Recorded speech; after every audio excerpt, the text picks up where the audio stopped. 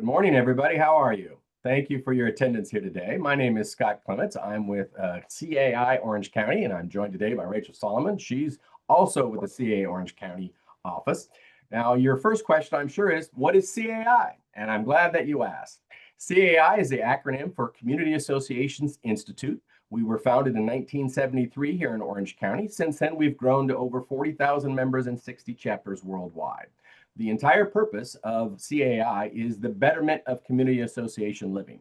So our membership includes people who live in HOAs, consumers who buy and sell in HOAs, the management companies that help them operate, and the vendor population that helps them operate as well. So including attorneys like Rachel, I'm a reserve analyst myself. We have lots of contractors, accountants, people who do services for specific HOAs, because as we're going to talk over the next couple of hours, they are a unique animal, and it's very important to understand the requirements and what's necessary to keep them operating. So we're going to talk about this a few times, but if you need information on it, we've got in the chat box, the Davis-Sterling Act, which is the body of law that covers that we'll be dealing with a lot today. So I suggest you download that and keep a copy of it because it's great to refer back to. And then, of course, you can contact CAI. It's the caioc.org is our website. There are literally thousands of members on there. You can go in and find hundreds of service providers, management companies, anybody to answer your questions, because of course, there are going to be a lot of them when you're selling in an HOA. So why did we put this program together? Well, first I will disclose that I'm a recovering realtor. I haven't practiced in over 30 years, but of course that desire always remains there. And what I learned in my history of being a realtor and now working on the other side of the aisle is that it is such a unique issue that it's important for people to understand. And we want to help the realtor population do what's best for their community.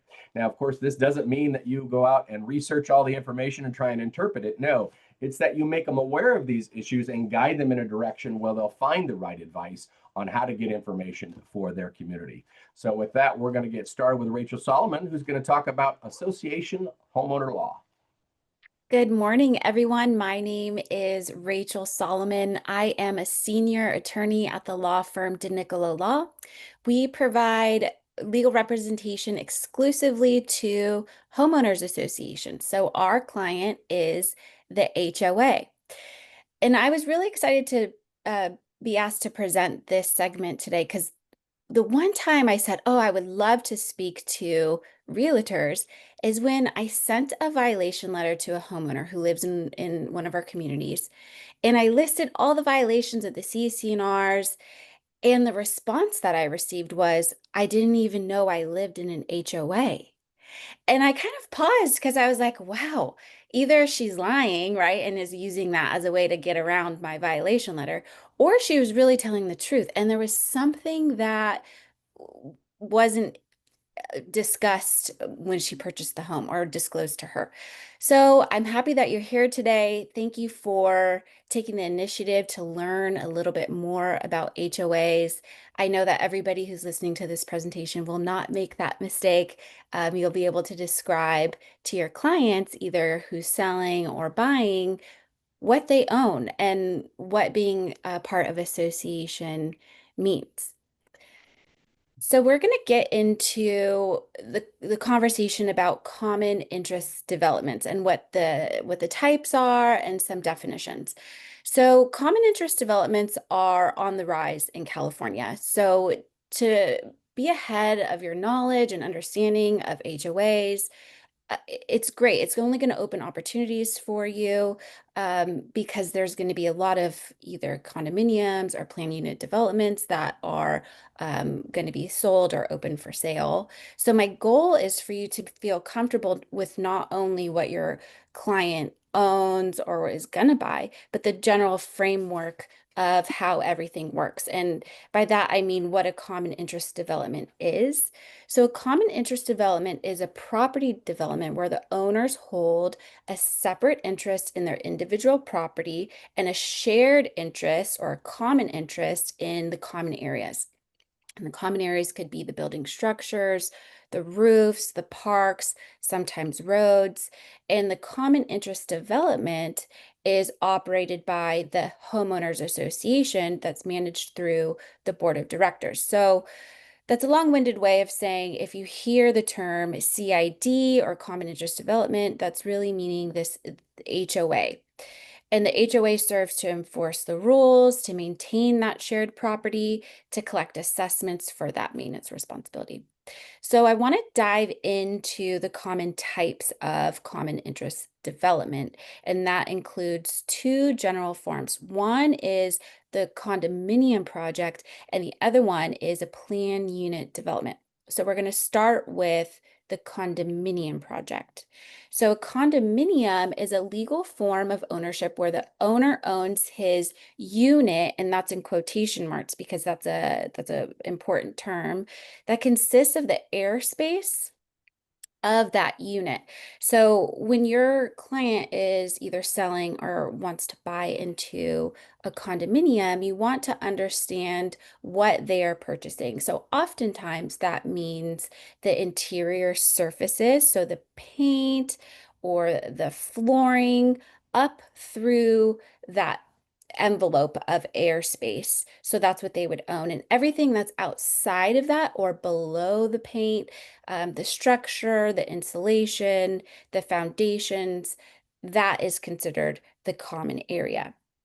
So when you have a homeowner who owns the unit, they will be responsible for that portion. They own that portion in fee, but they also own a percent or a fractional interest of the common area. So you'll have both.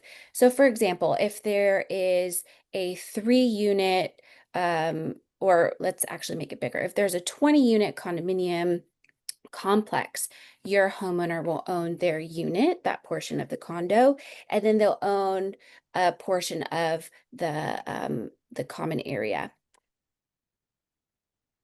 The other type is the planned unit development, and this is where the owner owns their lot, and that could actually have uh, parentheses too, or quotation marks around lot, and the residential structure that's located on that lot. So a way to look at this is if you have a parcel of land and you know that it's broken off in segments or like squares or rectangles. So in a planned unit development, your client will be purchasing or they will own that entire parcel of land. And a good tip to keep in mind is if you look at the deed of this particular separate interest, if it's a condominium, it will use words like unit. If it's a planned unit development, the deed will use words like lot. So that's a good tip if you're kind of running through a lot of documents and you kind of want to understand what's at stake here. You can look at the deed for that information. So I want to talk very briefly about other types of common interest developments that aren't they're rare, but you might see them. And two are community apartment projects. So the owners will have an undivided interest in the entire property and a right to lease a specific apartment. And then there's a stock cooperative, and that's where residents own shares in the corporation. The corporation owns the entire development. The owners do not own like the unit or the lot, but they own stock, and that gives them a right to occupy a unit. So I want to give another tip. No, sorry, Scott. I want to give another tip for this. Um, the way that you'll kind of notice, like, maybe I'm not dealing with a condo or a PUD.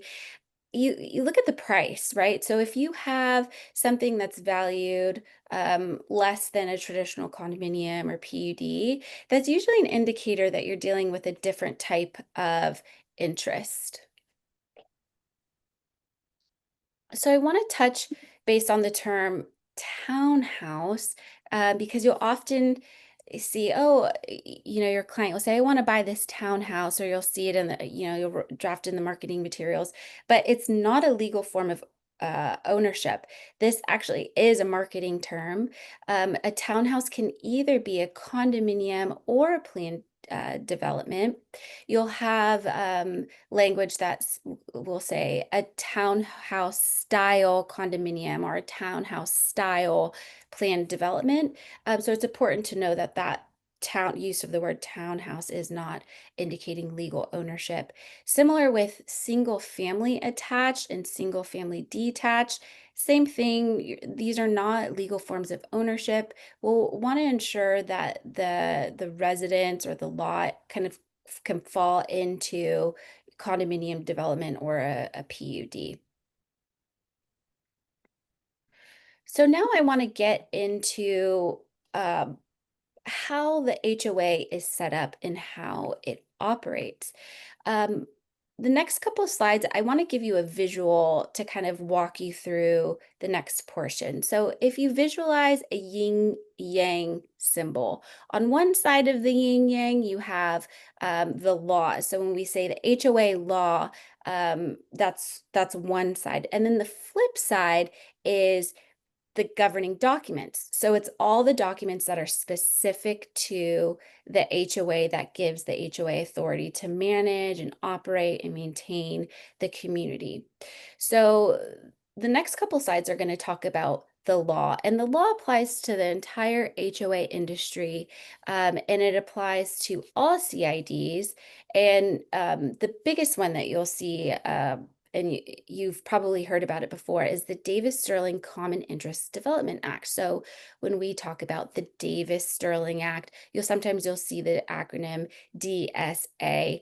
That's what that stands for. And what it means is there's a whole area in California law, it's under the California Civil Code, that covers how community associations operate, and it describes definitions. So if you ever come across a stock cooperative, you want to learn a little bit more about that, the Davis-Sterling Act will provide a definition of that. It will provide a definition of unit and common area, all the things that I discussed already, but also we'll discuss how an HOA can impose and levy assessments, minimum insurance requirements, which we'll talk about later today, construction defect claims, membership voting and how the voting works, copying and inspection of records. So what records are members entitled to? What records are prospective owners and buyers entitled to? Board meetings, member disciplines, many others. So the one section of the Davis-Sterling Act in the Civil Code that I would love for you to write down and take a note of is specifically it's California Civil Code section 4525. So 4525. As Scott mentioned, we also included in the link a copy of the Davis-Sterling Act. So if you want to go ahead and read that entire section, I encourage you to do that. And this is important if you are representing a buyer who wants to get particular information or is entitled to particular information about the HOA. And this section specifically requires the seller to provide a list of documents over to the prospective buyer. And that is as soon as practicable before the transfer of title or the execution of the real property sales contract. So that's the time where these documents will be transferred over. I want to emphasize that this code section specifically says it's the seller to the buyer and not the association to the buyer. So if you're representing a buyer and you're knocking on, the HOA's door and it comes to legal's office, don't be surprised if there's this conversation, hey, communicate with the seller. It's the seller who should be providing that information over to you.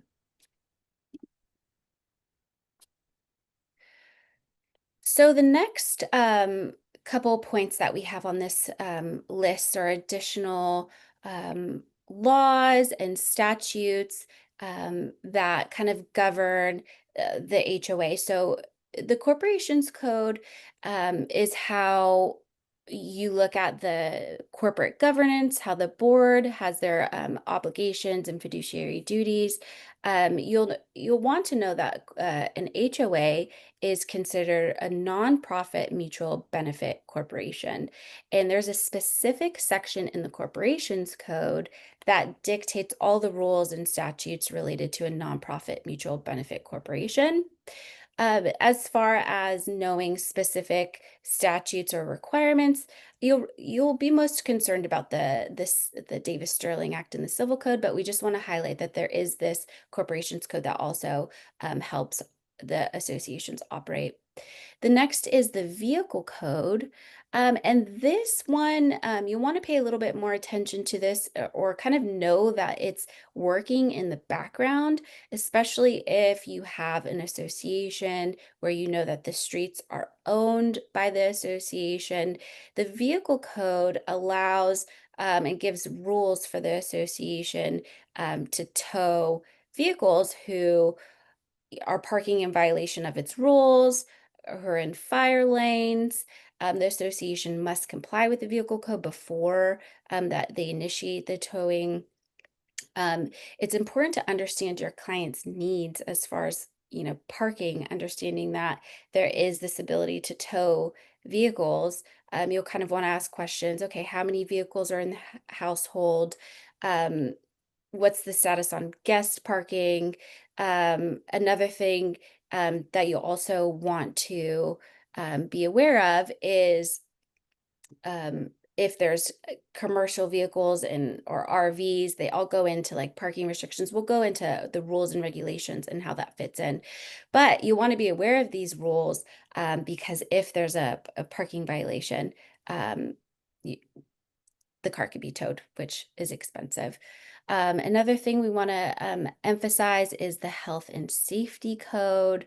This will kind of discuss the rules related to if there's a pool, that there's specific health standards and requirements related to that. There's also some federal laws. First, we'll discuss the ADA. So this is interesting because mainly an association will not have to comply with the ADA unless the facilities or parts of the community is open to the general public. So in general, the association and the community, if it's closed, the facilities can be used only by the members. We won't have to deal with the ADA at all. The next is the Fair Housing Amendments Act. And I also want to mention the California equivalent to the federal law, which is FEHA. It's the Fair Employment and Housing Act. And an association is considered a housing provider under these rules and laws and are required to follow the regulations that are enacted to prevent discrimination in a housing setting. And this is laws that require the association to, look into reasonable accommodation requests or reasonable modification of their rules to ensure that residents, so it's either homeowners, tenants, people who are within the community, they have equal opportunity and equal rights to use the community, enjoy their homes.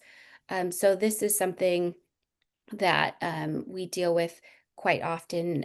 For example, if a homeowner has a parking accommodation, if you look at the condo and if you look at the deed, sometimes the unit will have a particular parking space, and sometimes we'll get an accommodation request where that homeowner says for um, a particular reason, usually linked to either a disability or another reason that they'll want to have an accommodation for that parking rule.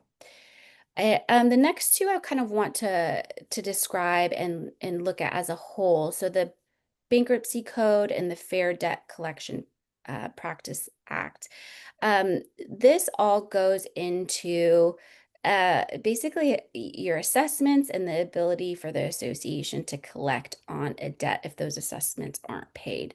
So as an association um, will levy assessments, either regular assessments or special assessments against the members who are the owners. And the owners, if they don't pay within a specific time, it will be classified as a delinquency. And for a delinquency, the association can follow the statutes and its own policy to initiate a collections action, which means they can place a lien on the property and then potentially foreclose on that residence or on that property. So this is really important to emphasize, and it's a good tip for you to give for your clients when you're talking about their budget, taking into account the mortgage, but also taking into account the assessments because they're obligated to pay these assessments, and if unpaid, they can ultimately lose their home. So definitely want you to be aware of that. The next area of the law relates to case law. So you'll often hear the term common law, and attorneys love case law and common law, and it's because you have someone who goes, they want to sue the association. They go in front of the judge. You discuss your facts. You discuss the law, so the Davis-Sterling Act or the Corporations Code or any of the laws that we already discussed. And the judge will kind of make a determination and analysis of who was right, who was wrong. This sets a precedent and it helps attorneys, anyone who's analyzing it, to provide legal opinions for the clients who are experiencing similar situations, and then we could provide an explanation of how we think a judge would decide. The one case that I do want to highlight, and it kind of goes into the discussion of Civil Code Section 4525, is case law has determined that an association doesn't owe a fiduciary duty to prospective buyers. So it kind of buys into like reinforcing and emphasizing that the association's fiduciary duties and obligations is to the members. Those are the people who've purchased the unit, purchased the PUD, and we're kind of limited for how much we need to discuss with directly, if any, to a prospective buyer or to a lender for that matter. So now I want to discuss the opposite side of the yin and the yang. So we had the laws that we just discussed, and now I want to dive into the governing documents. So this, unlike the laws, which apply broadly to the entire HOA industry and to all HOAs, your governing documents apply very specifically to the HOA that you're dealing with, and the governing documents basically provide the roadmap and the authority for the association to operate, manage, and act within the association. And Scott, you pushed over, but I kind of want to give a brief overview of what governing documents as a plural means. So you have your CC&Rs, which is what we're going to discuss in the next slide, but you also have your bylaws, articles of incorporation, condo plan, rules and regulations, tract map. We'll kind of go through those. But I kind of want to emphasize with Civil Code Section 4525, the seller shall give to the governing documents, everything that we're going to discuss in the next couple slides, to the prospective purchaser. So the first governing document that I want to discuss is basically it's the constitution equivalent of your governing documents. It's the gold standard and the playbook for your community. So your CC&Rs is the Declaration of Covenants, Conditions, and Restrictions. Sometimes it has different names, but they'll all kind of go down to CC&Rs. They're recorded documents that are created by the developer, and this is something that's important to discuss and emphasize because they're recorded on the property. So if you were to do a title report, if you look at the deed, it's sometimes like the reference to the CC&R is listed on the deed. But the reason why this is important to emphasize that it's a recorded document is because the law presumes that you've received reviewed, and this is the important one, that you've understood what is in the CC&R. So all of the restrictions and rules that are part of your community, the law specifically states that you are presumed to have read them. So I want to use this time as an example to describe a situation where I had someone who purchased a unit within an HOA, and they wanted it to be an investment property. And with this investment property, they wanted to rent with short-term rentals or Airbnb, VRBO, in order to afford this second investment property. So, of course, they weren't aware of this particular use restriction in the CCNRs that prohibit or preclude short-term rentals. And they receive a violation letter from their HOA saying, you're in violation of these documents. And the first instinct was, well, we didn't know that this was a requirement. So, unfortunately, it doesn't matter if you don't know what's in them. The law will presume that you know what's in them. So, you have to comply with the CCNRs and all of the use restrictions, though you might not know them. So, I want to highlight some other terms that are in the CCNRs that you'll want to be aware of. So, use restrictions is very broad. I used one example for short-term rentals. You'll want to review the CCNRs to understand, does this community allow short-term rentals or not? As one example, especially if your client is kind of talking about their residence or purchasing the residence in that manner. Another one is pet restrictions. Some CCNRs can limit the number of pets that can reside within one residence, and oftentimes this is linked to local ordinance, but you'll kind of want to get a general sense of that. Another one is garage uses and driveway parking. You'll want to know, and this was linked to the conversation before with vehicles. You kind of want to get a sense of, okay, can we park in the driveway? Is street parking allowed? Because all of this conversation is, how do you better serve your client? How do you get them into a home that aligns with their lifestyle? And so reading the use restrictions will definitely help that conversation and give your buyer confidence about the community and what they're buying into. Aside from use restrictions, I also want to mention maintenance. So you want to look at the maintenance rules and parameters within the CCNRs, because that also kind of looks at the money and the assessments that your client is going to have to either pay out of pocket or pay as part of the assessments.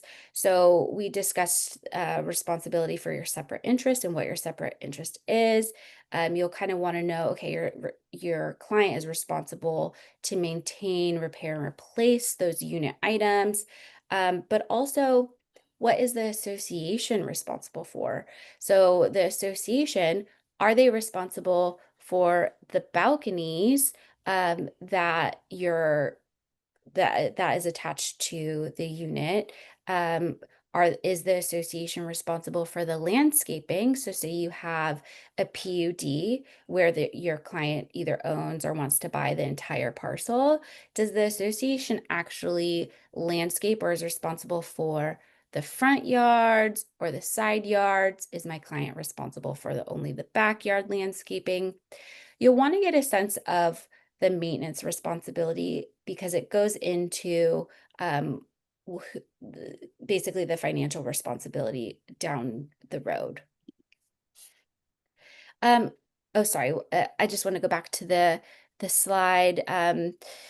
So I- the slide, one of the things that mentioned is the covenants, when recorded, are given a presumption of reasonableness.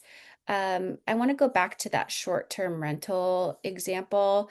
Say a homeowner wants to buy into a community, they see this rental restriction and they get this idea, okay, I want to uh, go on the board who's managing and enforcing these rules, and I want to change that, right? I want to have a position of power where I can change that, so I can have my investment property and do what I want from a short-term rental perspective.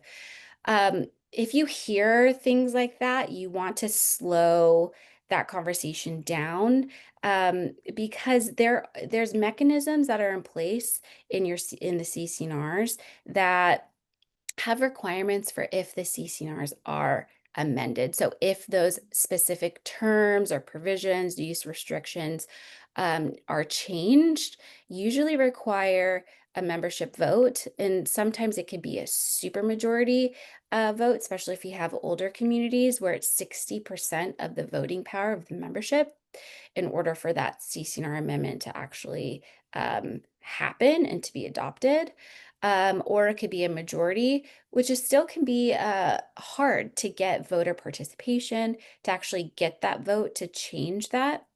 But then also, um, these specific terms are presumed reasonable. So it's not easy to go and challenge a particular term, because there is a burden. There'll be the burden will be given to the person who's challenging that to prove that it's against public policy or arbitrary, and that's not easy to accomplish. So we want to look at the CCNRs as something that's going to stay with the community, which is also why it's important for everybody to read and understand what's in them. And Scott, do you mind jumping over to the next slide? Yeah, so the next slide, I like talking about the tract map or the final subdivision tract map before we dive into the condo plan. The tract map, it shows basically the area of where the association's community lies. So you kind of want to look at this as the foundation. It gives you like the boundary of the community itself. For a PUD, it will also show the boundaries of the particular lot where your client will either buy or sell. And this is recorded with the county recorder's office prior to the construction of the project. And it often describes the easements and rights and responsibilities of various parties. So if you're ever interested, especially if you're dealing with a PUD client, actually looking into the tract map and finding where that parcel is located, where that triangular section is located. And then you can see, oh, is there an easement that's located around an easement note that will highlight a maintenance responsibility, or an obligation for an association or another entity, like sewer utilities, to go and maintain a particular portion of that lot. So then we'll go back to the condo plan. So the condo plan is a little bit more specific. So again, you'll always have your tract map. If you're in a condominium development, you'll have what's called a condominium plan. And this is the information that's specific to that condo. So when you want to understand the boundary of the separate interest, when you want to understand the boundary of the unit, the condominium plan, in addition to the CCNRs, the condominium plan will detail the definition of unit. It will detail the definition of common area. The other definition that you'll see in the condominium plan as well as the CCNRs is if there's an exclusive use or restricted use common area. And this is important when we're getting into the conversation of balconies, because sometimes your unit may or may not include the balcony portion. As part of its separate interest. Sometimes that balcony portion will be part of the common area, but it will be for the exclusive use of that particular unit. And this, I want to highlight this because you'll want to link this into maintenance responsibility, because your CCNRs will kind of determine who maintains, repairs, and replaces that component. And when you're talking about balconies specifically, there is a civil code statute that requires an association if the condominium is 3 or more units. The association will be required to do inspections of the balcony, periodic inspections. And the inspector will prepare a report about the structural integrity of the balcony, and then will have repair recommendations. They may also highlight whether a balcony must be repaired immediately based off of a structural integrity issue. Um, and this is all important because this goes into your responsibility for assessments. So, with your maintenance responsibility, you'll want to kind of link what you own and what is being maintained. So now we want to go into articles of incorporation. Your articles of incorporation are akin to the birth certificate of the association. So you'll have a corporate charter, the articles of incorporations filed with the Secretary of State. You can also go onto the California Secretary of State website. You can look at the association, search the association's name, and you can find the true and correct legal name of the corporation. Sometimes the CCNRs might not have the right legal name, so it's important to kind of understand the name of the association um, from the articles of incorporation. And it will also provide information regarding the location and address of the person within the project for the purposes of communication with the Secretary of State. So you'll have an agent um, that's listed, the agent for service of process that's listed on the Secretary of State website. Um, Also, the articles of incorporation will also have some loan provisions, what's required for the association to obtain a loan. And then we have bylaws. So bylaws, um, they're documents that govern how the CID function as a corporation. So this will often reference the corporation's code, as I discussed earlier. It includes information on the number and term of directors, document inspection rights, often includes member discipline rights and voting rights and procedures. Basically, how the entity, the corporation, functions, duties and obligations of the director. When I look at bylaws, I think of B, that kind of looks at how your obligations and duties of your board members and your directors. They're not required to be recorded and filed like we saw with our CCNRs, but some law firms will record them as exhibit to the CCNRs, but not always. So now we want to look into the rules and regulations, and this one is important for you to um, be aware of because they're just as enforceable as your CCNRs, and they're adopted by the board of directors, and they supplement and explain certain provisions in the CCNRs. So, for example, if your CCNRs state that the board shall manage um, the architectural and aesthetics and the landscaping, um, and as the rules are provided in, as stated in the rules, then the rules and regulations will kind of dive into what that means. So, what you can landscape, what you can put in your front yard, um, if you have plant lovers as clients and they have a balcony, how many potted plants can they put on their balcony? So your rules and regulations will really tease in what can be done in the community.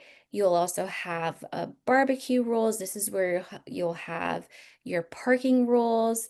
Um, but it's important to emphasize that your rules um, are uh, part of your governing documents and must be read um, before purchasing the property, because you'll want to know what you can or cannot do within the community. Your rules and regulations, since they are drafted by the board of directors, because they do change as the community grows and changes, they're subject to a 28-day notice requirement. The slide says 30 days, but this has changed.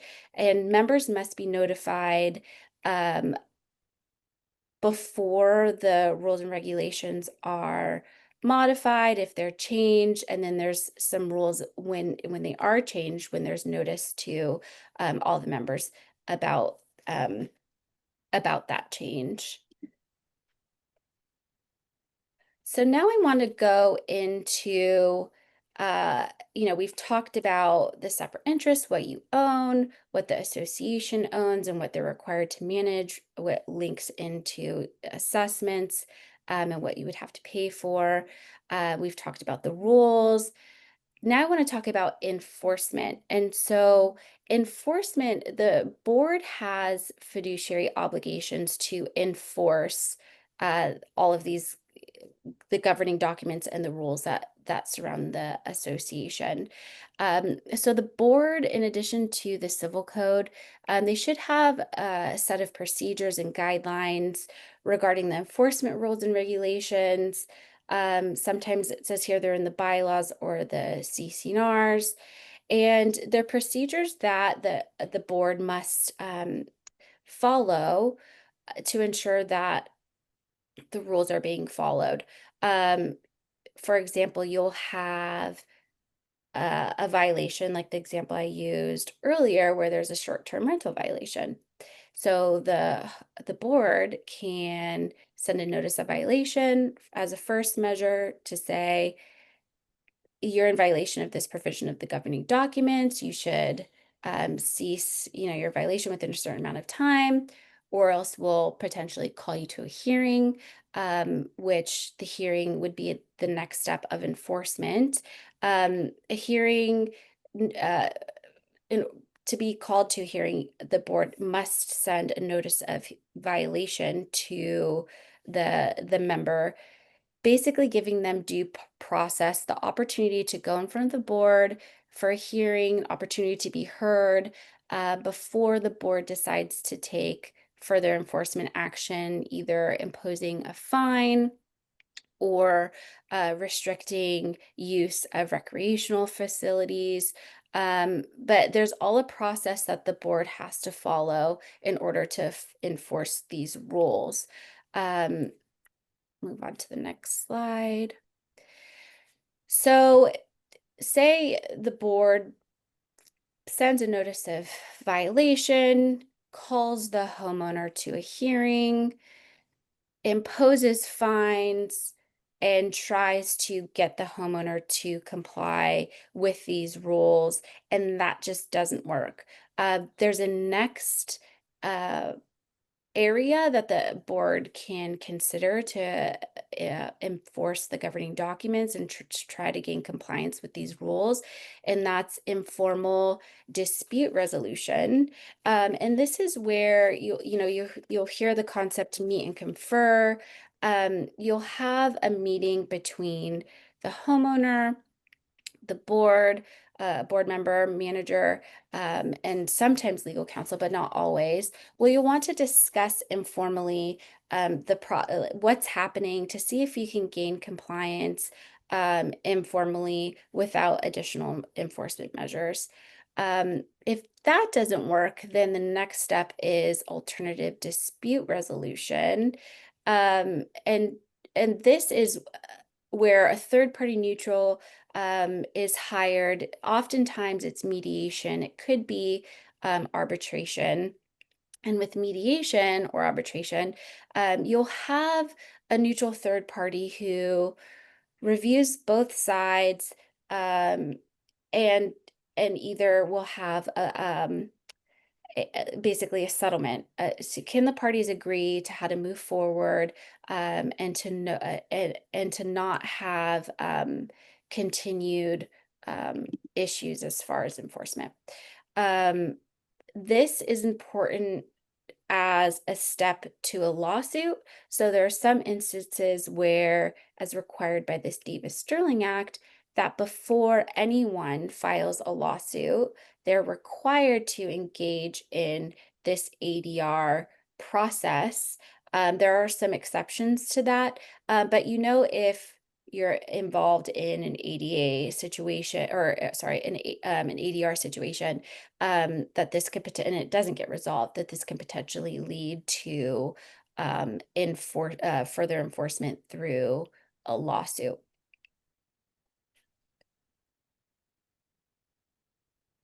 So, say all of those steps don't work and the homeowner is still in violation of the governing documents. Um, there is, everybody can file a lawsuit, right, to either enjoin or stop that conduct, or issue from happening. And the one area that we highlight here is the biggest issue in enforcement is legal fees. And that means, under the civil code, there's a section that states that if you bring an action to enforce the governing documents, that the prevailing party will be entitled to reasonable attorney's fees.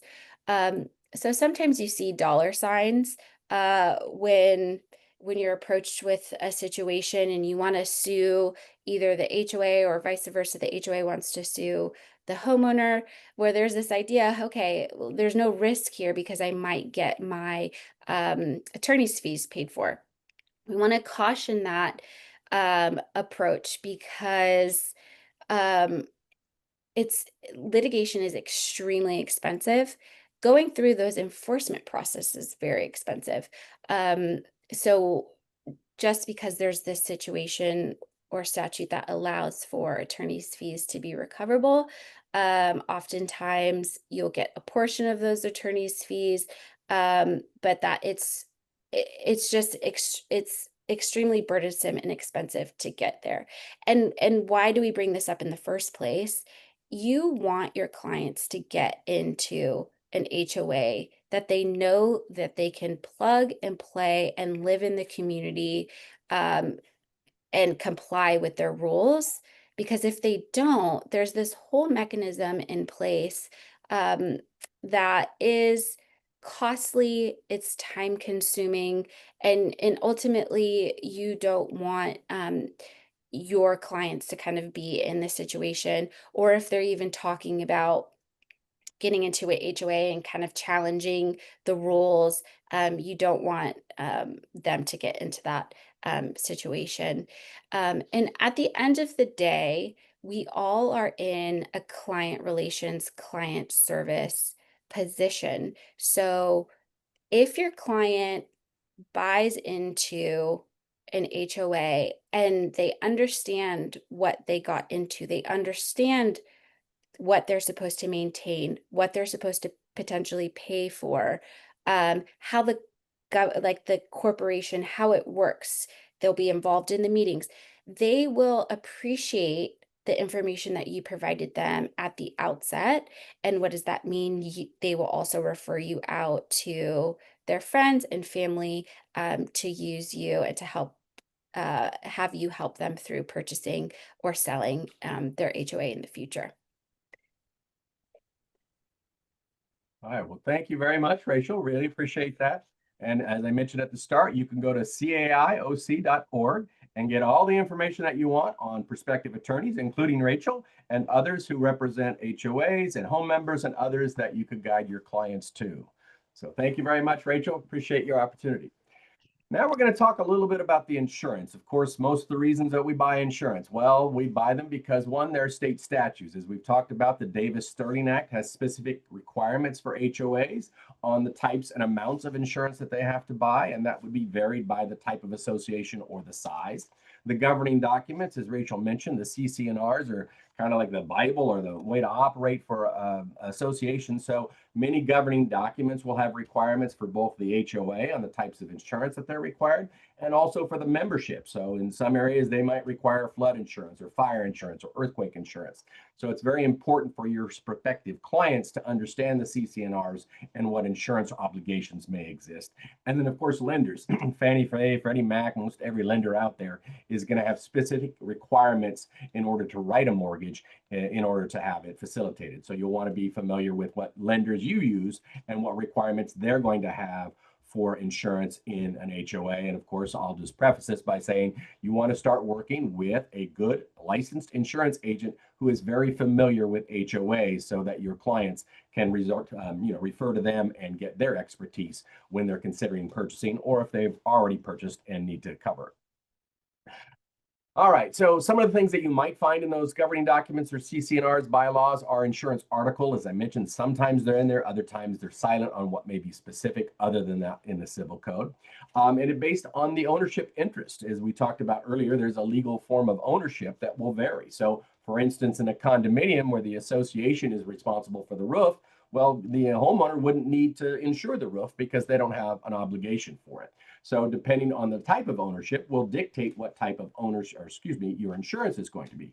So of course, a condominium for a homeowner is going to be much less because there's less things to be responsible for, where of course the HOA's insurance is going to be greater because of that. And then to the flip side of that, the planned unit development, PUD association, well, the association isn't going to be responsible for anything on that lot. So all of the elements that are put out there, whether it's the building itself, its elements, outbuildings, other structures put onto that, all going to be on the responsibility of the individual unit owner. And again, there may be CCNR obligations in which they have to meet, even though they're, of course, responsible for them. Townhouse association, as you mentioned, that is a kind of a construction and marketing term. So it's important to know whether it is a PUD or condo, because that will dictate, of course, your responsibilities and what needs to be insured. Same thing with cooperatives. I think as they mentioned, the cooperative operates much like a condominium. So the association, as it were, is going to be responsible for most of the elements, and the individual unit owner would be responsible for the interiors of theirs in a condominium, cooperative, or others of that type. As we talked about the maintenance and repair obligations. So whatever maintenance and repair obligations will dictate what insurance obligations you're going to have. And of course, they'll vary by grade. I can tell you that Fannie Mae and Freddie Mac over the last several years have started to increase their requirements for insurance. It's becoming a much bigger issue.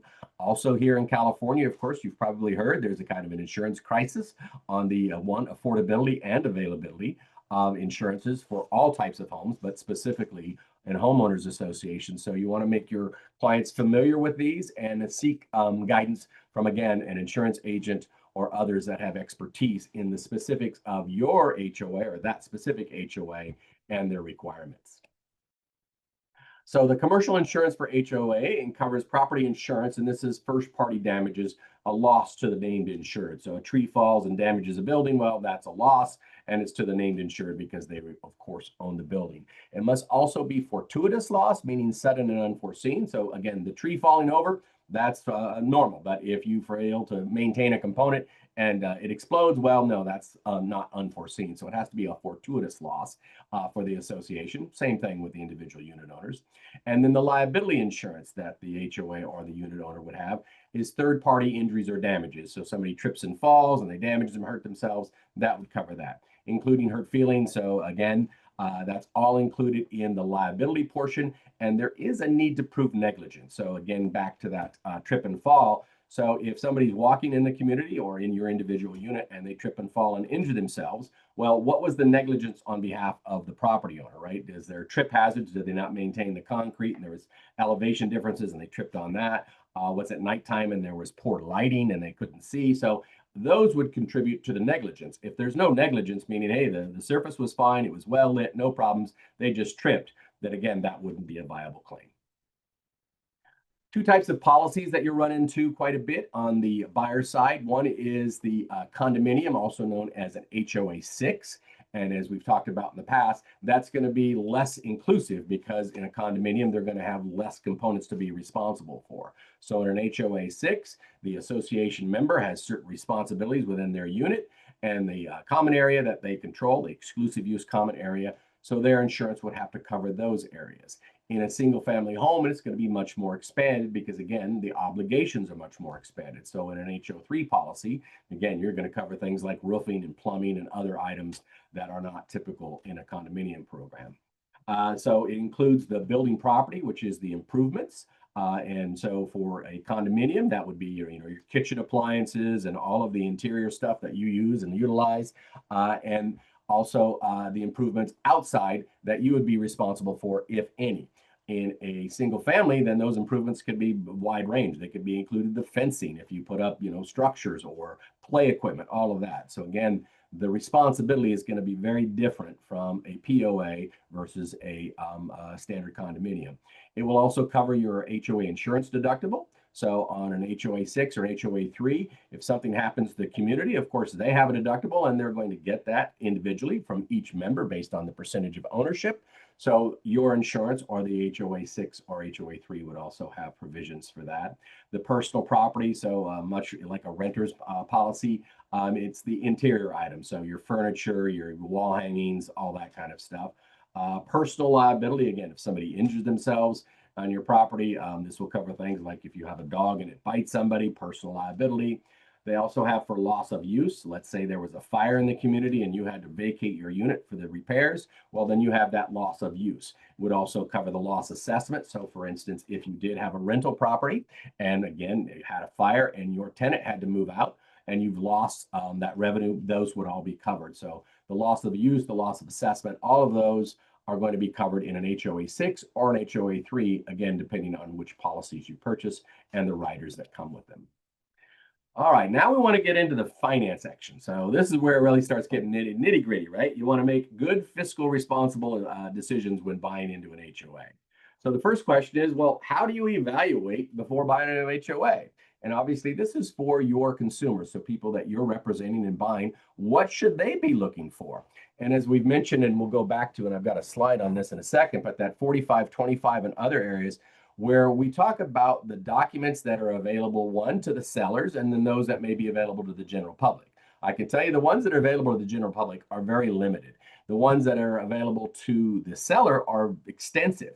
So in most circumstances, that's the recommendation, is that you have the seller get the information and then pass it on to the buyer. And that section will tell you that, one, the seller is required to provide that and they can't charge for that. So any information that they have, they're required to forward to a potential seller and they can't charge any fee for that. We'll talk about what other fees may be involved to get that information. So we want to understand the financial reporting and documentation, and we're going to talk a little bit about some of the items that have to be included in HOA's financials, but you want to make sure that your clients have the capabilities to read it. If they don't have the capabilities on their own, again, plug, CAIOC.org. There are dozens of financial experts, CPAs, accountants, and so forth that will be able to guide your client through that process and help them evaluate the financial condition of that HOA. The preparation and use of implementation of this information. So again, the Civil Code requires that this information be reported to the membership on an annual basis. So you want to make sure that those financial documents are being created, adopted, and of course distributed accordingly. The use of a reserve study is a tool, and we've got a whole section on reserves coming up. But the reserve study is, I will kind of refer to it as, that's the retirement plan for your community, right? Because when you go into retirement, you want to make sure that there's money coming in. Well, so does the HOA. It wants to make sure that it has the resources to replace the roof or replace the asphalt or these other large elements so that the property can go on and maintain itself in a high aesthetic and useful manner to, of course, maintain its value. Some basic financial information, and of course, I think most of you are business people. You've seen this, and you have to file your own tax return. So there's some statements that are just required by the Civil Code: a balance sheet, income and expense report, check ledger, general ledger detail, a reconciliation report. This is important, particularly for HOAs, because it'll describe, the information that comes in, which again is, everyone has a good plan, but nothing goes according to plan. So this will reconcile that information. General entry, a prepaid report. Say that 10 times fast. Associations must take money. So if you want to prepay your assessments, if you're going on vacation and you don't have to worry about, getting those in there, you can prepay. The association will have that, and that has a prepaid report. But even more important than the prepaid report is the delinquency report. I recommend that anybody in the real estate business, when you're going and taking a listing for sale, that you ask the seller to obtain a recent copy of the delinquency report. It's one of those what we call association records. It's required to be delivered within 10 days upon request, and that will show the current delinquencies because FHA and a lot of lenders have certain requirements on delinquency. For FHA, I believe it's 15%. So if you have a high number of delinquencies in the community, well, obviously that creates a problem for the association in maintaining its facilities and its obligations. So if you have high delinquencies, well, you may be excluded from financing, particularly from FHA. So if you have a community and you're looking to sell a unit in there and it's experiencing a high delinquency rate, which of course can go up or down based on the exterior elements of the economy, right? In a good economy, the delinquency is usually pretty low. As unemployment increases or interest rates go up, then that delinquency report can rise accordingly. So you want to make sure that the communities that you're trying to represent sellers in are within those thresholds so that they have the best financing available. And as I mentioned, you can get that from your seller and they can get it from the HOA within 10 days. I'll talk about some of the budget restrictions, limits on the board of directors. So the budget increases. So the amount of the regular assessment, so basically the monthly assessment, is up to 20% without a membership approval.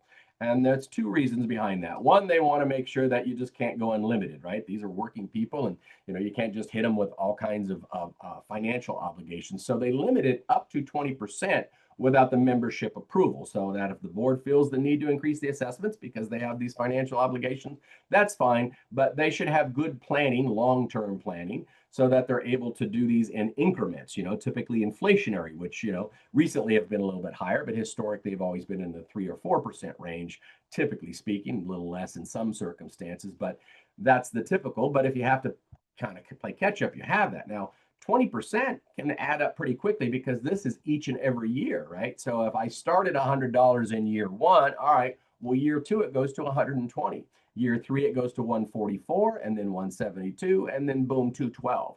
So in a small period of time, you could literally double your assessment. So if you're moving into a community today and saying, oh my goodness, it's only $400 a month, that's terrific. Well, if it's underfunded and doesn't have prudent fiscal management, and I'll talk about that in the reserve section, well then yeah, if the association needs to, increase the revenue, 20% a year, you can have those assessments doubled in a short period of time. So it's very important to understand the overall fiscal picture of a community before you purchase into it.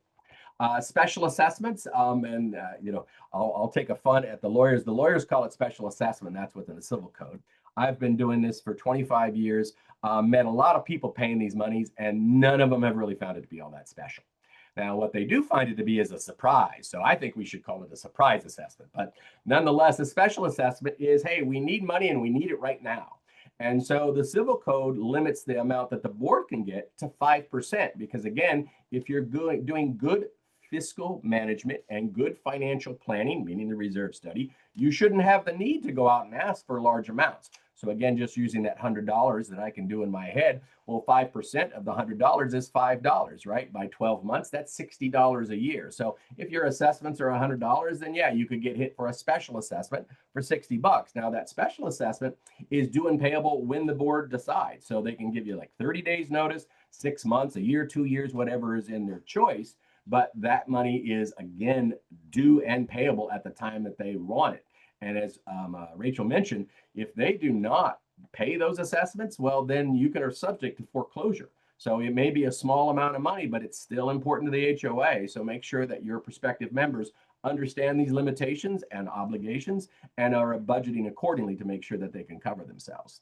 Now, what is unlimited is known as an emergency special assessment. So you don't need to go to the membership. And by the way, the membership can assess themselves whatever they want.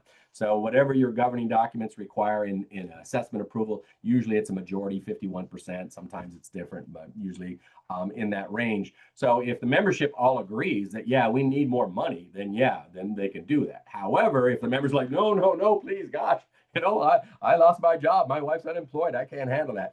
There are still provisions where the board of directors can assess emergencies with no limitation and without board approval. Now, the good news is these require extraordinary issues. One, it must be a threat to life or safety or property, right? So If it's our sidewalk's ugly and we were going to clean it, no, that's not a reason for an emergency special assessment. If you've got a building part that's ready to collapse, or an electrical system that's considered a hazard, then those would fall under the category of an emergency special assessment. So while it is unlimited in both its scope and timing, there are limitations on how it can be applied. So it's important, again, for your prospective purchasers and your sellers to understand those. Some reports that are out there again, so the membership can keep track of their investment, and of course, prospective members can keep track of what they are going to purchase in. One is known as the annual policy statement, and that is what I will call all encompassing.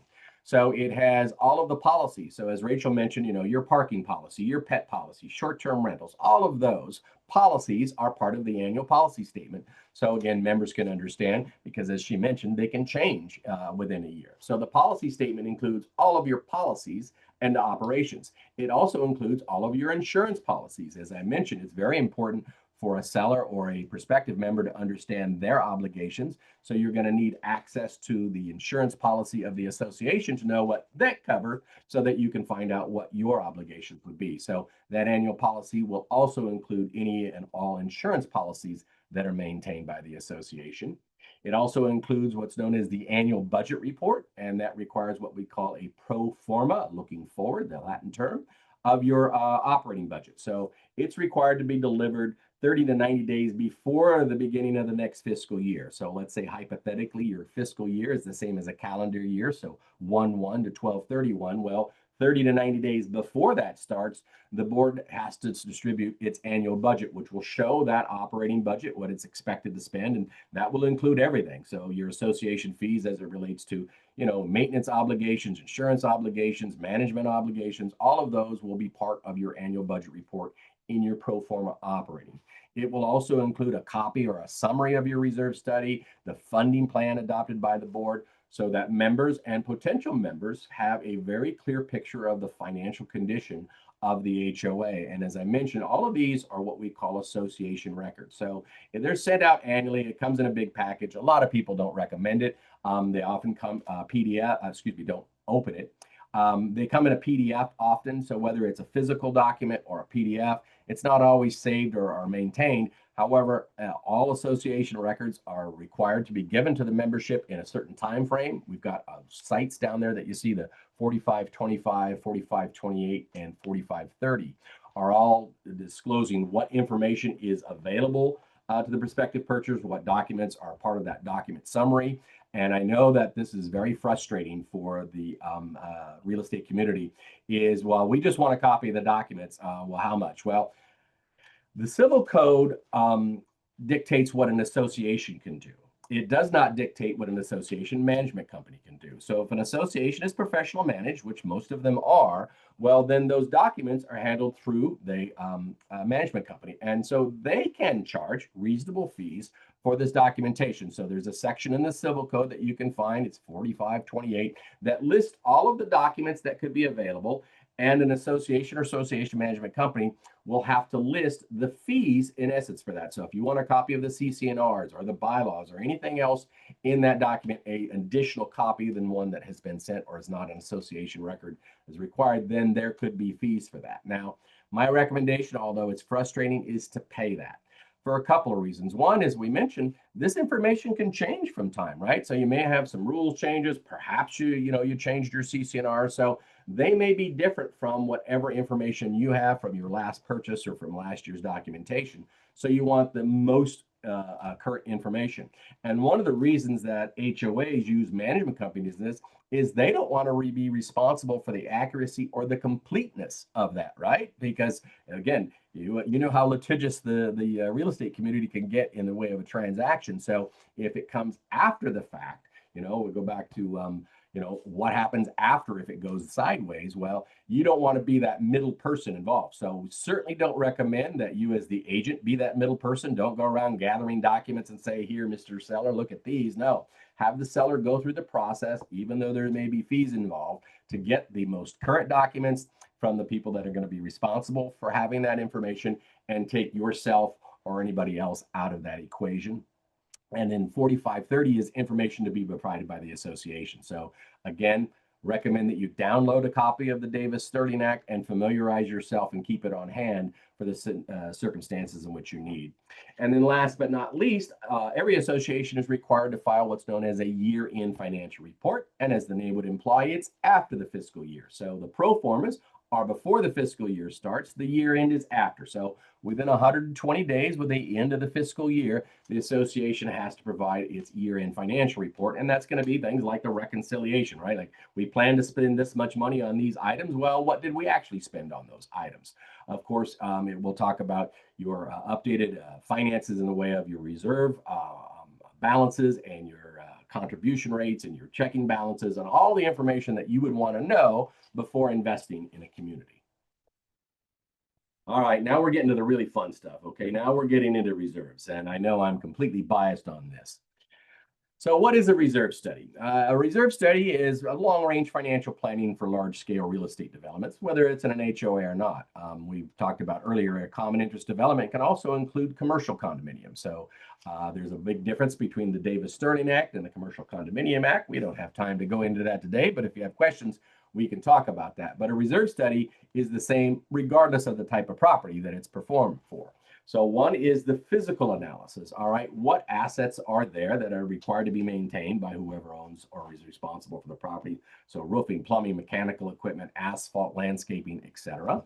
And then the financial analysis. All right, well, how much money do we have? How much money are we bringing in? What are our long-term obligations? So we look at the physical assets of the property, we evaluate them, give them a life expectancy, and then the financial analysis takes into effect of inflation and all of those elements that will go out, and it's required to go out for 30 years. So it's a long-term project. So the physical analysis will include a component inventory, and that's nothing more than a list of the items. So roofing, plumbing, mechanical equipment, it'll list them off. So you've got, this many water heaters or this much square footage of roofing or asphalt. So it'll identify the components and the approximate quantity of that. It's condition assessment. All right, it's in great condition. It's brand new. Oh, it's in terrible condition. It's not functional. So just some general idea of the condition of those particular elements, and then more importantly, assign a useful and remaining life expectancies. And so the useful life expectancy is how much something lasts from the day it's installed. So roofing is typically longer, 20, 30, 40 years sometimes, where other elements like an appliance, like a water heater or a furnace might be, 10, 15, or 20 years. So it's very important to understand the typical life of a component. And then the remaining life expectancy is based on from that day forward. So if you're in a property and the roof is supposed to last 20 years and it's 10 years old, well, you can expect that it can last 10 more years. However, that's the reason for the condition assessment and the evaluation. Maybe that roof is performing well, good installation, good quality materials, and it's performing better than expected. Well, now it may last longer than the 10 years from that determined life. But by the same time, well, maybe it wasn't the greatest install. It's the lowest grade material and it hasn't been well maintained. So it's not going to last 20 years. So at the 10-year point, no, it doesn't have 10 more years left. It might have less than that, again, based on its unique circumstances. So it's important for the reserve analyst to go out there, identify these components, evaluate them thoroughly, and then assign these life expectancies so that they can make a reasonable projection on when these expenditures will occur. The financial analysis produces a couple of good items. One is the percent funded, and that's a finding of the current status. And that current status is measured in percentage, 0% being the worst, 100% being the best. And it's calculated by what's known in the civil code as accumulated depreciation. So let's say you have a component, it lasts 10 years and costs $1,000. So it depreciates at $100 per year. So after 3 years, you should have $300. After 7 years, you should have $700. And so that's the calculation that it gives you. So if you are in a property and you got the water heater, we'll say, and it cost $1,000 and it's 7 years old, well, you should have $700 set aside for that. If you have $350 set aside, well, you would be 50% funded. That would be your percentage rate. If you have the full 700, you would be 100% fully funded. If, of course, you had nothing set aside for that water heater, you would be 0% funded. So a percent funded or the current status gives you an order of magnitude on how well the association's past is. And so that percent funded is what I will call the past and the present. It is what it is. If you're 9% funded, well, that's a drag for you. I'm sorry. And that's due to all kinds of decisions that were made long before today. But today, you're at 9%. By the same token, if you're at 90%, that's a pretty good funded. Same thing, you're at 90% today, and that's because of decisions that were made prior to today. But that has no impact on the future, because if you don't continue to make good choices in the future, well, then that current status is going to change. So the percent funded or current status is a good measurement for where an association is today and what it's done in the past. Now, the second most is what I will call the trend or the funding plan. So a recommendation for an appropriate reserve transfer. So we talked about the operating budget. You bring money in, and that's to pay all of your operative expenses. So your insurance and your landscaping and your water bills and all of that. And then you take a portion of that money that you bring in and you set it aside into reserves, so that when you have to replace the roof or the water heater or whatever it may be, you have the resources to do so. So while the percent funded tells you what happened in the past leading up to today, the funding plan tells you, well, this is what's going to happen in the future and where the association is planning to go. And we'll talk about it, but the association is required to adopt a funding plan each and every year at an open meeting so that it's transparent to the community. And then, of course, that is part of those association records and that pro forma budget that we talked about. So the percent funded is where we're at and where we've been, and the funding plan is where we're going. The calculation methodology, as I kind of mentioned too, it is accumulated depreciation. So you see on your screen there, the first item is we have a roof. Okay, terrific. We've got a roof and it lasts for 30 years, expected to last. At this point in time, it's expected to last 10 more years. The replacement cost in today's dollars, we'll talk about inflation and so forth, but today if you had to replace that roof, it will cost $57,000. So the annual depreciation is nothing more than the cost of a component divided by how long it lasts. So if you take the $57,000 and you divide it by the 30-year life expectancy, that gives you an annual depreciation of $1,900. So at this point in time with our roof, you can see, oops, I'm going to get one of these out of my way so I can see. So you can see right now, to be 100% funded, you would need $38,000. Not the full $57,000, because you're not expected to need that for 10 more years. So at this point in time, if you have $38,000 set aside for your roof, you are 100% fully funded. That calculation is repeated for every component. So you see the water heater lasts much less, 10 years. The estimated life is 5. The estimated replacement cost is the $1,500. So the $1,500 divided by the 10 gives you the $150. The $150 by the 5 gives you the $750. So to be fully funded at this point, you would need the $750. Same thing, the gate operator, 12 and 7, the $3,100. The annual depreciation is the $258. Its current is the $1,290. So one of the most important items to look at, of course, the percent is the 100%. Everyone loves to be 100%. I can tell you that's rare, and we can talk about that at length if you wanted to. But so that's rare. So how close are they? Are they 50% of that, 75% of that? Are they only 10% of that? But really a more important number, as I mentioned, is that trend line. So the annual depreciation in this scenario here is 2308. Look at that operating budget, right? If they're putting 2308 or more away annually, well, then they'll stay where they are. So if they're poorly funded, well, they'll kind of continue on that range. If they're well funded, well, they'll continue on that range. However, if they're behind, if they're only putting in, say, $1,300, well, they're falling behind. So you'll continue wherever you're at on that scale of 0 to 100%. If you're putting less than the depreciation rate, well, you're going to continue to fall farther behind.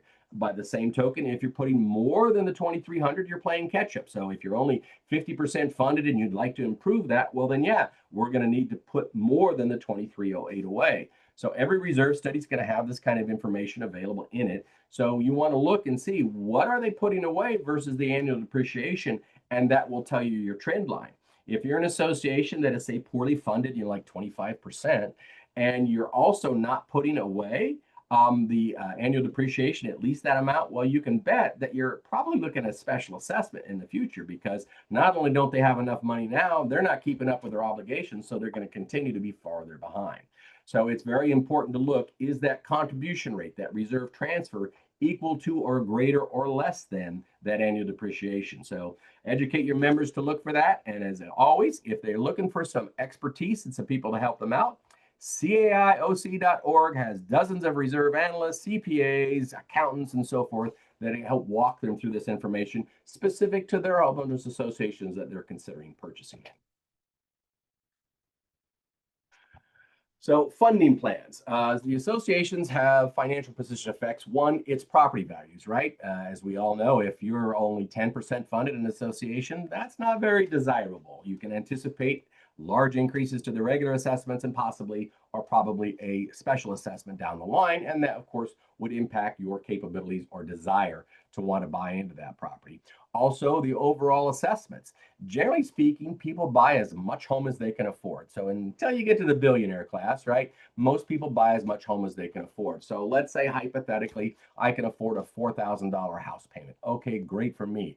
Oh, well, my assessments are $500 a month. Oh, well, now I can only afford a $3,500 house payment because, of course, 500 has to be committed to the association. So the higher the assessments, of course, the less buying power that individual has. So if you're an association that's gotten behind and now you're trying to play catch up and your assessments are much higher than the market rate. So if the homes I'm looking at and most of the assessments in the area are say $400 a month, okay, great. Now, if I'm looking at a community next door and their assessments are $600, well, I'm not going to look very long over there, right? Because my purchasing power goes less because those assessments are higher. So it's very important to understand how these assessments and your position financially as an HOA will affect the property values in that community. And as we mentioned, the future assessment increases, right? If you're starting from a poor rate, well, then you can anticipate that your assessments are going to increase at a rate greater than inflation, right? Inflation exists. It goes up and down. You know, we know a few years ago it was 6 to 9% in a lot of areas. Some points it's 2 and 3% now, and that's all over the board. There's some things still going up at 20%, some things that are going up at 2. But nonetheless, assessments are going to increase because inflation is going to increase. So it will have a dramatic impact on how much that goes. FHA availability, we talked about that. They have very specific guidelines. I think I got a slide on this in a bit, but so they have how much you put into reserves, a percent funded. All these elements will dictate whether an association can get FHA financing. FHA is the largest underwriter of mortgages for what we call entry-level property that typically includes associations. So typically it's around 70% of the market. If an HOA is incapable of qualifying for FHA availability, so they have the high delinquencies, they're not putting enough into the reserves, whatever that may be, well, now you can't get FHA financing, so you're going to have to go out into what we call the secondary market. And while you can still get financing, it's going to come at less generous terms. So it might be a percent or 2 or whatever percentage higher, might have other restrictions, higher down payments, whatever it may be. So the best financing available is that's underwritten by FHA. So it really behooves an association to be eligible for FHA financing. Of course, it will affect the association's ability to maintain its common areas, right? If you have a large parking lot, it's damaged, it's old, it needs replacement, but you don't have any money in the bank, well, guess what? That's not going to get done absent a special assessment, which nobody likes.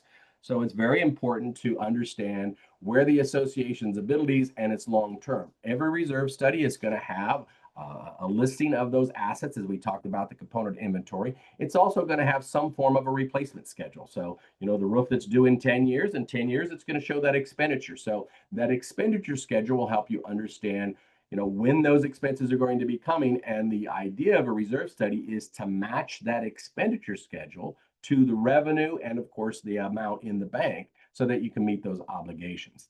And of course, the association's ability to manage those expenses, because we have some that are sooner expected. Oh, we thought the roof would last 10 more years. It didn't. Okay, well, it still needs replacement. You still got to replace it. So some expenses can come sooner than anticipated, more than expected. Oh, well, we thought the roof was only going to cost $1 million. Turns out there was other damage, some other issues. So now it's going to cost $1.5 million.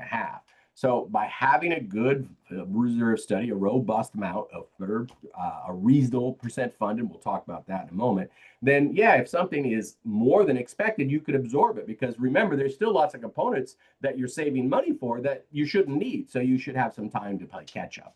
And then not expected at all. Oh, we didn't think that would have to be done. Oh my goodness, completely unexpected. Again, if you are well funded, you can absorb all of these issues and then, you know, work it out in the long run. If you are shortchanged, if you're only 5% funded, well, there's really no other way out of those kinds of issues other than a drastic special assessment. Also, the insurance deductibles. We live in California, flood, fire, earthquake, the whole thing. It's very important that the association have the capabilities to meet these insurance deductibles. Because if they can't meet their insurance deductible, where do they have to go? Oh, the membership, who themselves have just experienced the exact same flood, fire, or earthquake and have their own unit deductibles to deal with. So you're going to the membership at the absolute worst time. So by having enough money in your reserves to cover these insurance deductibles plus your obligations by being reasonably well funded, you take less financial risk from your memberships of having to come up with that money themselves at the least opportune time. Here's my favorite slide in the whole program. So never raises dues vistas. Anybody that's lived in an HOA has heard, I don't want to raise the dues. Don't raise the dues, right? That's the mantra that goes out there. And so boards think they're doing their membership a favor by, quote, keeping the dues lows. So not raising the assessments is really not a good idea. And I'll kind of walk you through this. So let's say in year one, the total assessments were $100, and that's because the operating expenses were $90, right? You add up all of those expenses, that landscaping or water bills, all of that, and it's $90 a month per unit per person, right? So, and then the reserve contribution, we look and see all of your roofs, your asphalt, your mechanical equipment, and we've determined that you should be setting aside the $10 per month per member.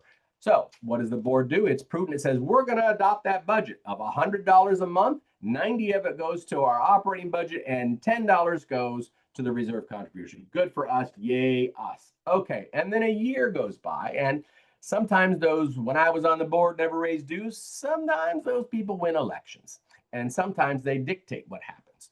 And so you see on the recommended side, the total assessments are $103 because, as we know, inflation exists. So in this case, it's 3%. So operating expenses now went from $90 to $92.40. And of course, inflation exists on the other components too, your roof and your plumbing, etc. So now the reserve contribution, the recommendation is increased to $10.60. All right.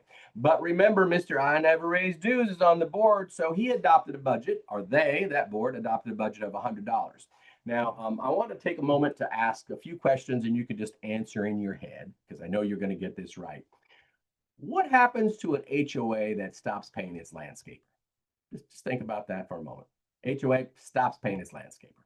All right, and then pile on to that. What happens to an HOA that stops paying its water bill? Yeah, we don't like that water bill. It's really high. We're just going to not pay that.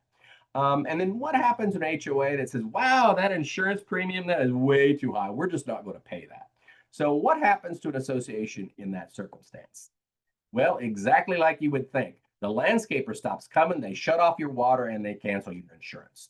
And of course, nobody likes that because their landscape now becomes ugly. There's no water for the community, and you no longer have insurance, which is high risk, and of course, a violation of the governing documents and all kinds of things. So, what do boards do? They pay those, right? They pay their landscaper, they pay their water bill, they pay their insurance. But because they only collected the $100 and these operating expenses were more, well, now they only put $8.60 into the reserve. So no longer the $10 that was recommended, they're actually going backwards, right? So we're not putting the 1060. No, we're going backwards. And now we're only putting $8.60. Okay, another year goes by. Inflation is every year, whether it's 2%, 5%, anywhere in between. All right, so now we got another 3% increase. So, well, total assessments, the recommendation is $106 because our operating budget is $94.40 and our reserve contribution is $11.60. But Mr. I Never Raised Dues is still on the board, and he convinced the others that that's the best thing to do is to keep the dues the same, right? So you pay those operating expenses because you don't want those services discontinued. So that's the $94.40. And now you have even less, $5.60. So less than half of what you should be putting is what you're putting in. And so you can see from this illustration, it doesn't take very long by, quote, keeping the dues the same to fall behind in your reserve funding, which eventually is going to require either large special assessments or significant increases to the operating budget so that you can contribute to the reserve fund in a greater fashion. We talked about a little bit, so there are some FHA rules. Here's a partial list. The contribution rate in the reserve fund balance to equal 10%. So if you're less than 10% funded, they're not going to want to touch you because that's considered high risk. Delinquency rate less than 15%. So if 25% of the membership is not paying their assessments, that's going to spell financial trouble for the HOA, and FHA and other lenders don't want to get involved in that.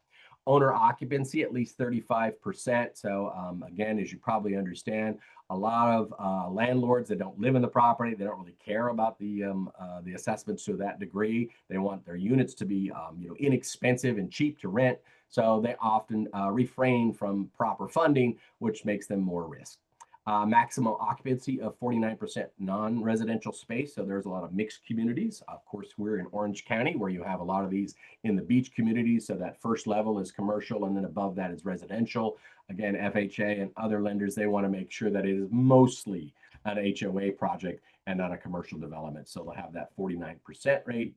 A reserve study within the last 12 to 24 months. Again, they want current financial information. I mean, you all work in real estate. If somebody offered you, hey, I've got a 5-year-old appraisal on my property, you want to use that? No, I don't want a 5-year-old appraisal. That's no good. So they're going to require a recent reserve study, typically within 12 to 24 months.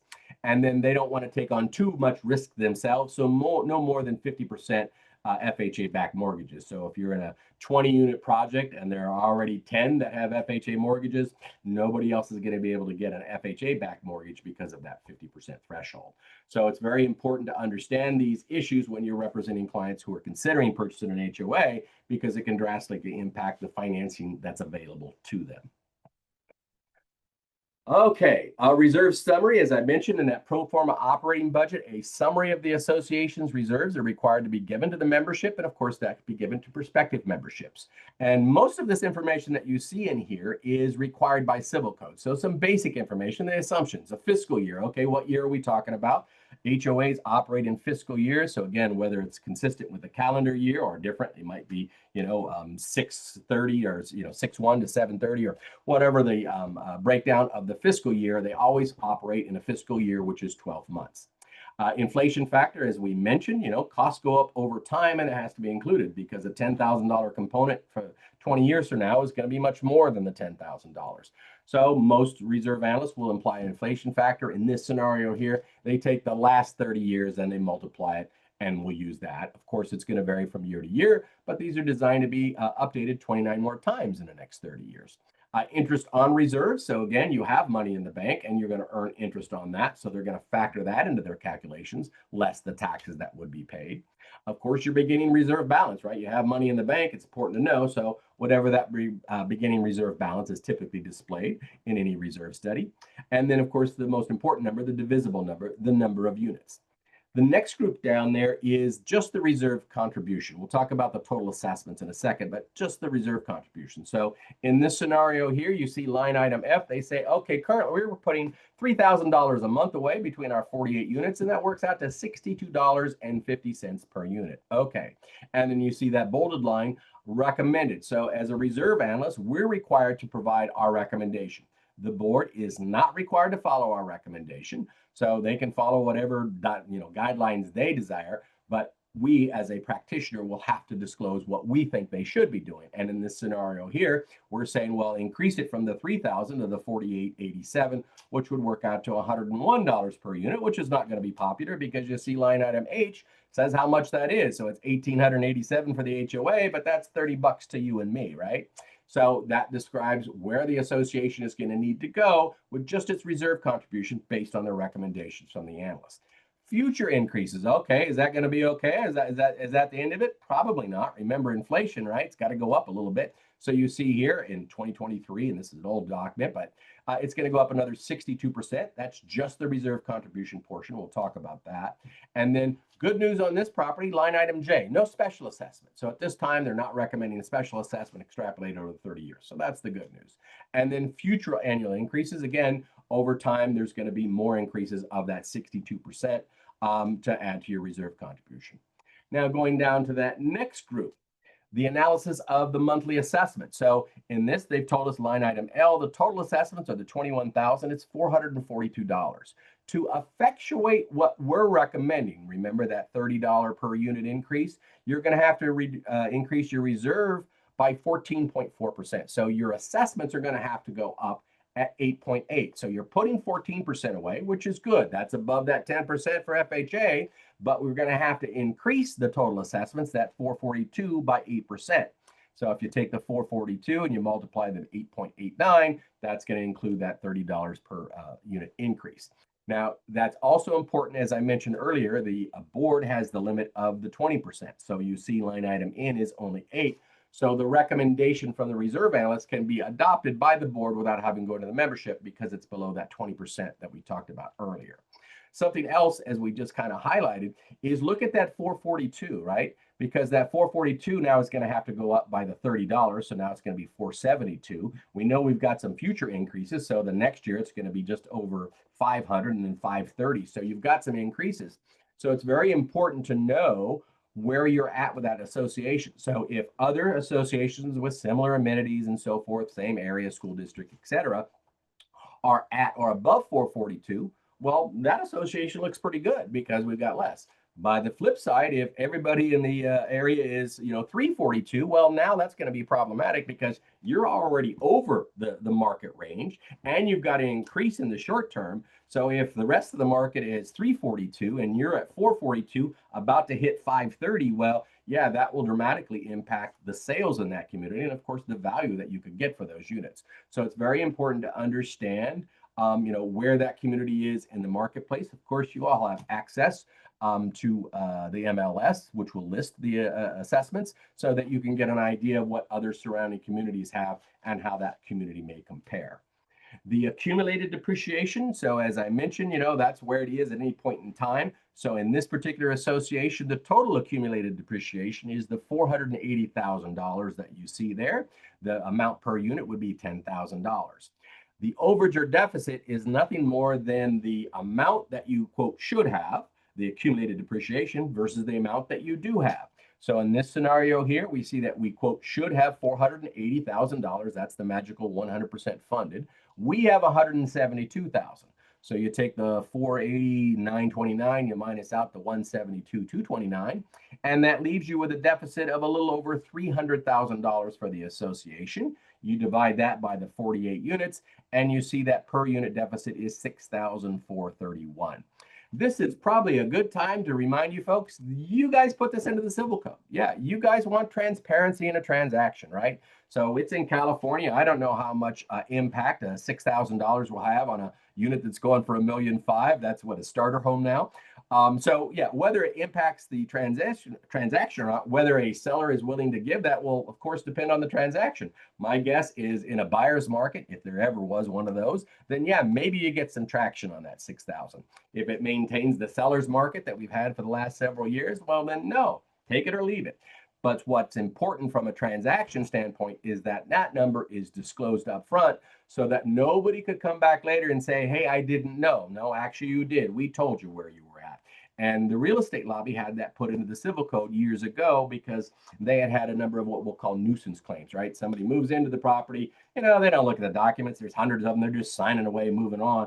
And then they get into the property and all of a sudden they get this special assessment and they go back to the realtor and say, hey, I really like the backyard. It looks great, but my God, I didn't know about this $6,000 special assessment. And they often attempted to go get that from the real estate committee in the form of small claims. And so this was put into the civil code by the real estate lobby to eliminate these small claims because, again, now you know what it is. But the important factor is you have to have a reserve study. If you don't have the reserve study, well, then you don't have that.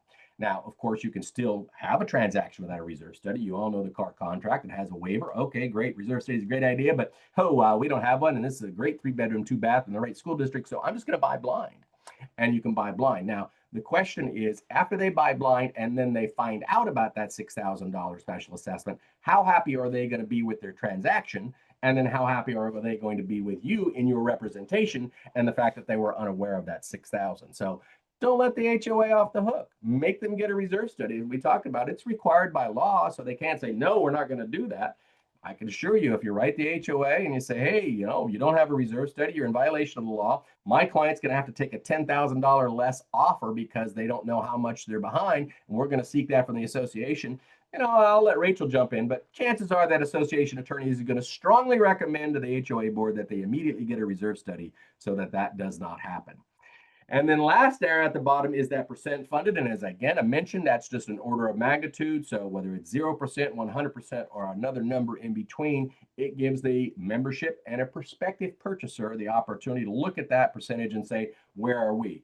35%, okay, 38%, where is that on the scale? Again, I can generally tell you that if an association is less than 25% funded, that's bad.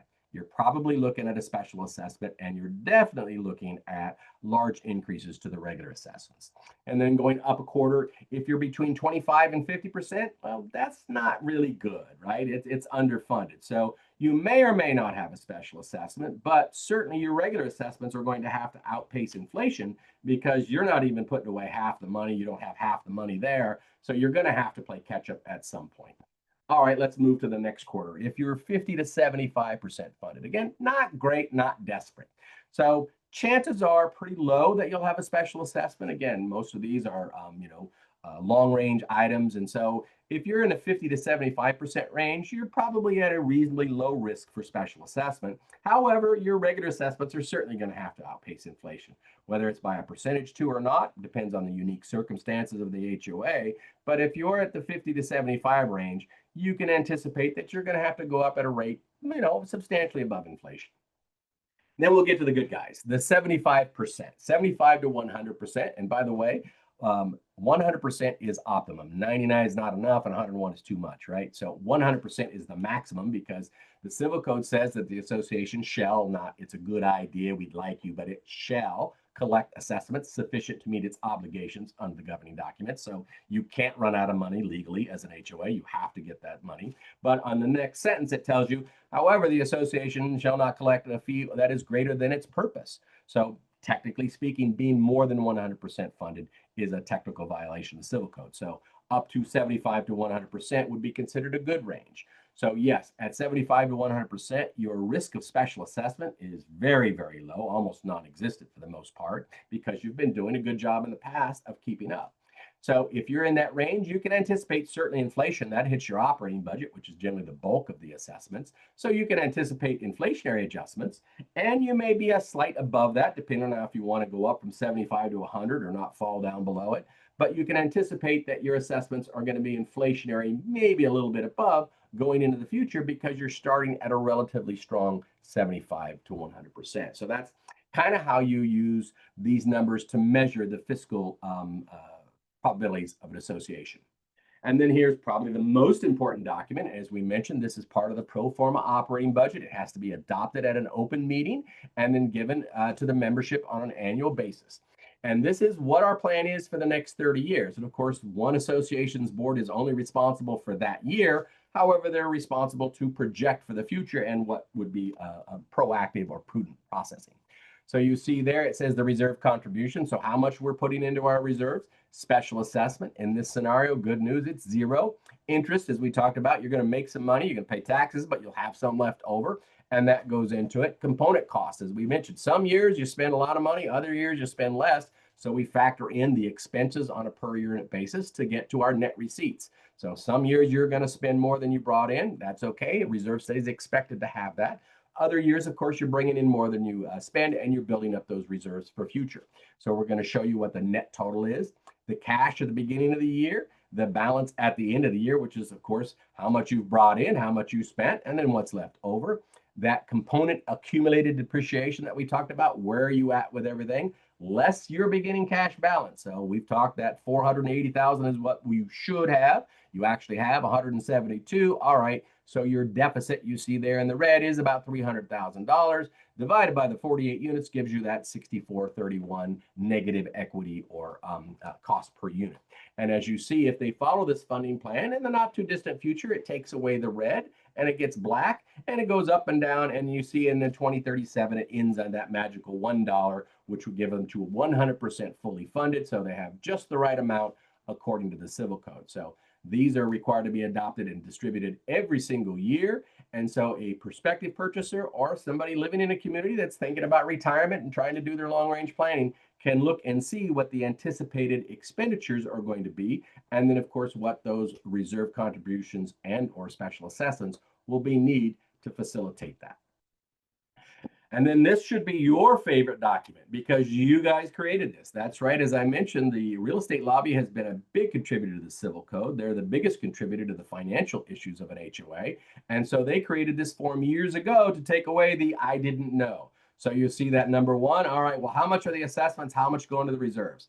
Number two, are there any other assessments that have been approved, right? Special, otherwise, tell us. Okay, if it's zero, great, but tell us. We have to know. And then 30 is, all right, over the next 30 years, are you projected to have enough money? And again, if that projection is yes, then yeah, you get a nice green sufficient. If it's not, if you're going to be looking at special assessments, well, then no, it's going to have a red insufficient. So it's a highlight to show prospective members that, yeah, this association is underfunded and they're going to need a special assessment. Okay, well, then that begs the question, well, when? Don't worry, you guys thought of that. Question number four, statement number four, all of the special assessments that would be necessary over the next 30 years. And again, in this community, that's not going to be an issue because they're well funded or reasonably well funded. So in this scenario, if they're reasonably well funded, they get efficient, and there's going to be numbers. If it's insufficient, you'll see numbers, and it may plug in there 20 or 30 times. It may plug in 3 or 4. Depends on the unique circumstances of the HOA. But now HOAs have to disclose what would be necessary in the future. 5 is basically a statement that says everything is in there. So if it's not, well, that's who they're going to look at. That's the preparer, the reserve analyst. And then 6 and 7, they show you what the calculations are based on what's fully funded, as I mentioned before, the process of what accumulated depreciation looks like. So it has to show over the next 5 years what it would look like under that methodology and what the board is doing. So it will show specifically like, okay, well, where's this association? And you can see in this scenario, there's pretty much the same. So the board has adopted the recommendation from the reserve analyst. And so they're funding at what would be called a full funding level. Although they may not have full funding right now, that's what they're funding at. So they won't fall farther behind. So this document, as I mentioned, it is included in every fiscal year's operating budget. However, you have to have a reserve study for this information. So if you don't have a reserve study, you don't have an updated assessment reserve funding disclosure summary, which means your clients are going to be buying blind. And as I mentioned before, clients who get into a home and they get a special assessment or large increases, they become less satisfied with their purchase and often less satisfied with the people who got them there. And that may reduce your opportunities for referral next. So don't let the HOA get away with that. Make sure they all have a reserve study. So in closing, I'll give you some great advice. One, ensure clients have copies of all the important HOA documents, the CC&Rs, the policies, use, enforcement, budgets, all of that they have all this information and they have it prior to the close of escrow.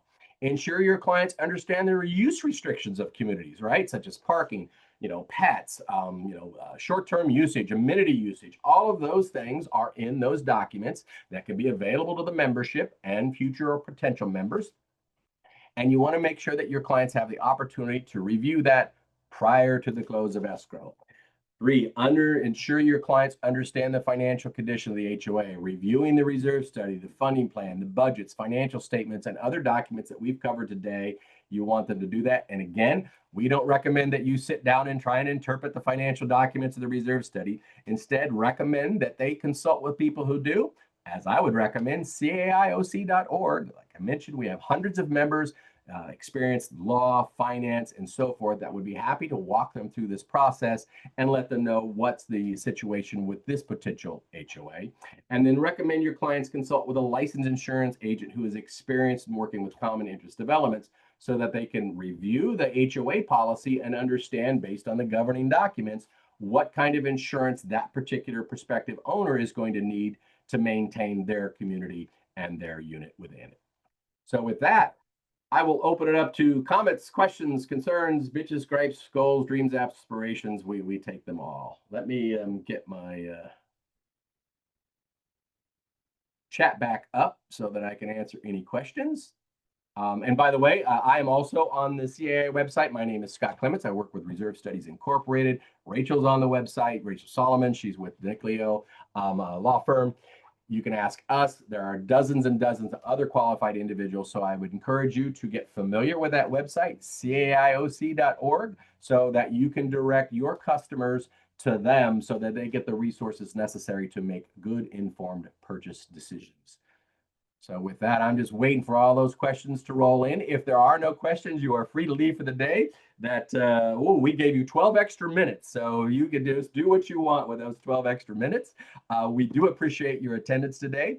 We do this program every year for the Orange County Realtors. We typically do it 2 or 3 times. We will do it again in 2026. This program will be put onto YouTube through the association's website. So if you have a friend or colleague in your office that doesn't have a chance to be here today, they can still watch this program and listen to me babble on for whatever time I have babbled on.